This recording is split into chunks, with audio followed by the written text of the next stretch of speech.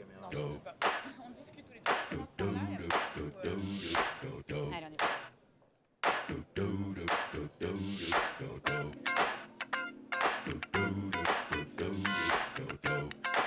Bonjour, j'ai le plaisir d'accueillir Yves Nicolas. Bonjour. Bonjour.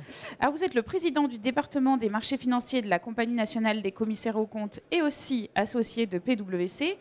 Vous êtes venu ici participer à une plénière sur les financements alternatifs. Alors, si on devait un petit peu plus détailler ces nouvelles sources de financement pour les entreprises, qu'est-ce que ça donnerait ?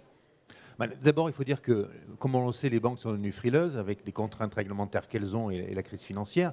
Donc, il est clair que les entreprises doivent chercher d'autres financements. D'où ces financements alternatifs qui permettent de se financer directement auprès de tiers, soit des entreprises, soit des individus, via des plateformes par Internet, soit par des outils qui ont été mis en place, notamment via Euronext. Donc on a pu parler de ces nouveaux financements et je pense que c'est très intéressant pour les entreprises de se diversifier vers ces types de financements. Est-ce que vous avez déjà des demandes de vos clients d'informations ou même de mettre en place ce genre de financement ? Oui, tout à fait, parce que les entreprises, lorsqu'elles commencent à avoir des problèmes de financement et qu'elles veulent éviter de passer, entre guillemets, sur les fourches collines des banques, parlent évidemment à leur expert comptable et à leur commissaire aux comptes, en disant, connaissez-vous ces secteurs-là, vers qui faut-il s'adresser ? Et ce métier donc de conseil des experts comptables et évidemment de confiance des commissaires aux comptes est quelque chose qui prend de l'ampleur. Alors concrètement, comment vous les aidez justement ? Eh bien, pour un financement alternatif, c'est comme dans un financement classique. Il faut évidemment présenter un prospectus, un certain nombre de données financières avec des chiffres. Et ces chiffres, évidemment, parce qu'il faut absolument être transparent, réclament de la confiance.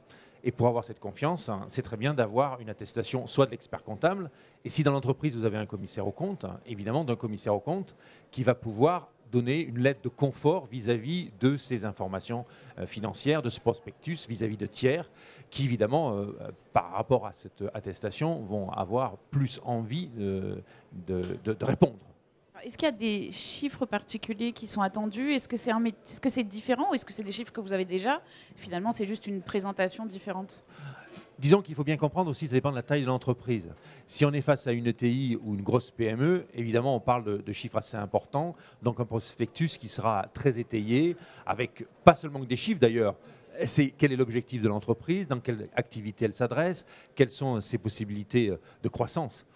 Pour une entreprise plus petite, où il n'y a pas forcément un commissaire aux comptes, puisque nous avons des seuils à partir du moment où il y a l'audit légal, il est clair que là, on parle de chiffres beaucoup plus petits, mais l'attestation des données financières qui sont quand même nécessaires pour expliquer le plan de financement, voire le niveau de solvabilité de l'entreprise, c'est quelque chose qui aussi doit être donné et en général établi par l'expert comptable qui en même temps fera une attestation de ces données. D'accord, on parlait de taille d'entreprise, juste pour terminer, finalement, ce n'est pas réservé qu'aux grandes entreprises. Absolument pas, justement. Au contraire même. Dans les financements alternatifs, il y a aussi le financement participatif. Et les financements participatifs s'adressent plutôt à des petites entités qui peuvent aller de 1 000 €, nous a-t-on dit, donc c'est vraiment très faible. Là, c'est vraiment pour l'entreprise individuelle, jusqu'à environ 100 000 ou 200 000 €. Après, au-dessus, c'est plutôt en effet des prêts ou des systèmes d'obligations qui sont mis en place pour des entreprises plus grandes. Mais pour les plus petites, en effet, ça peut être des sommes assez petites et directement par des individus qui, comme vous et moi, pouvons prêter à ces entreprises-là via des données qui sont attestées par des experts comptables.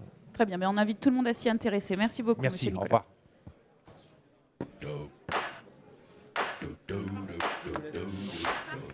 Bon courage.